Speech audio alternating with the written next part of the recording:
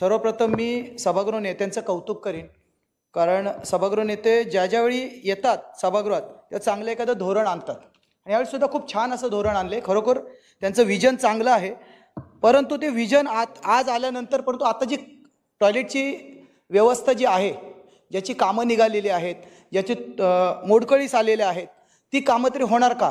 कारण काय झाले, आज तुम्ही बघितलं असेल अनेक म्हणजे या 6 वर्षामध्ये आपलं कोणच नव्हतं इथं. खरं म्हणजे त्याचं सगळं हे जो काय लोकांना जे आता एवढी लोक ह्या एका ठरावर बोलतायत, म्हणजे याचा अर्थ ती समस्या गंभीर आहे. एवढं तर 100% आहे की गंभीर समस्या आहे. काय केलं माहिती आहे मॅडम, मागच्या वेळेला आता कोणी काय केलं, काय चौकशी समिती त्याचा निर्णय घेईल. ह्यांनी काय केलं, टॉयलेट बांधलेच नाहीत. ह्यांनी रस्त्यावर फक्त कॉन्क्रिटीकरण केलं. मशी सभागृह नेते बरोबर बोलले की सगळीकडे कॉन्क्रिटीकरणाची जी लोकांना सवय लागली ना, ही 6 वर्षात लागलेली आहे मॅडम.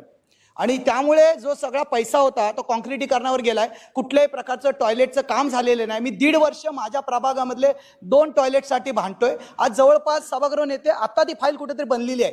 ही फॅक्ट आहे, म्हणजे ही खरी समस्या आहे की त्याच्यावर कोणाचंही अजिबात नव्हतं. RMC घ्यायचं, रस्त्यावर टाकायचं, बिल काढायचं, नेत्यांनी सगळे फ्लॅट घ्यायचे, अशा पद्धतीने अजूनपर्यंत 6 वर्ष चाललेली होती जी सभागृहाची. नाही नावं काय ते आता चौकशी समिती त्यासाठी तर अपॉइंट केलेली आपण. ते नावं फोडणार, मला विश्वास आहे. नावं सगळी बाहेर काढणार. चौकशी समिती एकदम ह्याच्यामध्ये आलेली आहे, काय प्रॉब्लेम नाही, मला गॅरंटी आहे ना. एकेका नेत्याची नावं सगळी बाहेर निघायला पाहिजेत. माझं मत आहे, जर भ्रष्टाचार होतो तर ते निघायला पाहिजे. त्या बाबतीत माझं काय म्हणणं नाही, त्याच्यात मी काय फार बोलत नाही. त्या वादाचा विषय परत महत्त्वाचा विषय याच्यामध्ये होतं. जसं आज आपण लक्ष दिलं, पनवेल महापालिकेमध्ये कालच एक प्रकरण निघालं. तिथं लॉजिंग चालू झालेलं आहे.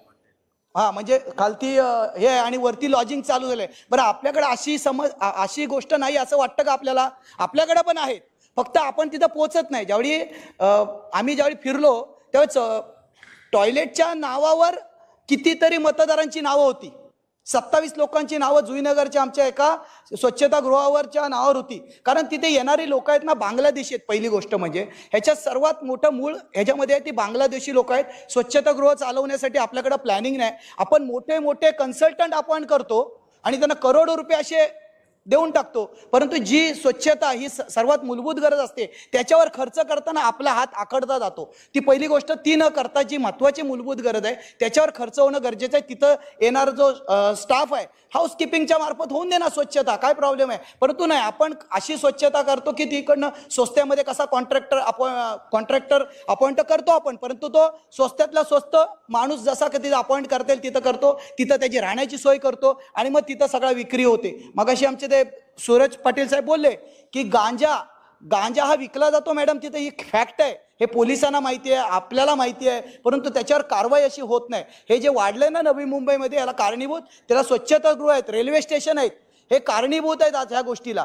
कारण कुठली गोष्ट करताना तिथं लोकांना इझी ॲक्सेस मिळतो. लोक तिथं जास्त वेळ थांबत नाहीत, रात्रीच्या वेळी जात नाहीत.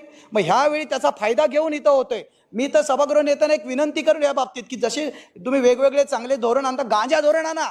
गांजा धोरण म्हणजे असं आहे की गांजा कसा समूळ नाश होईल, गांजाचा समजून घ्या. अरे अँटी गांजा धोरण माझं म्हणणं आहे. म्हणजे तो गांजा नवी मुंबईत कसा नष्ट होईल या बाबतीत काहीतरी आपल्याकडे नवीन संकल्पना असतील तर आपण ती आणावी आणि त्याला नक्कीच आम्ही समर्थन करू. कारण हे जे अंमली पदार्थांचं सेवन नवी मुंबईत सर्रास होतंय, याची अनेक प्रकरणं रोज निदर्शनास येतात आणि याला सर्व कारणीभूत असेल ते स्वच्छतागृह आहे असं माझं मत आहे. धन्यवाद, आपण मला बोलायची संधी दिली त्याबद्दल धन्यवाद. लेटेस्ट अपडेट्स और ताजा तरीन खबरों के लिए TV1 इंडिया लाइव को सब्सक्राइब कीजिए और नोटिफिकेशन पाने के लिए बेल आइकॉन को दबाना मत भूलिए।